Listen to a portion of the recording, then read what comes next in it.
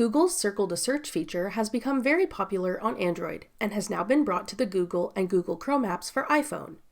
I'm Jessica, and in this video, I'll show you how to use Circle to Search on the Chrome app for iPhone. Now let's get started.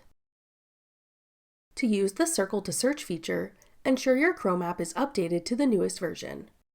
Then open Chrome and begin browsing as normal.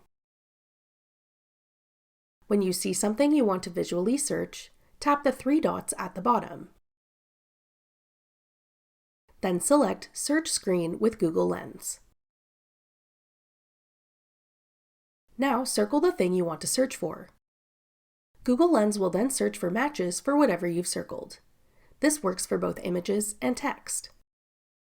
That's all it takes to use Circle to Search on Google Chrome for iPhone. For more useful Google tips and tricks, check out our full playlist of Google tutorials. Click the playlist on your screen now to watch. Thanks for watching. If you found this video helpful, we'd love it if you'd hit the like button below and subscribe to our channel. We put out great new tech tutorials like this one every day.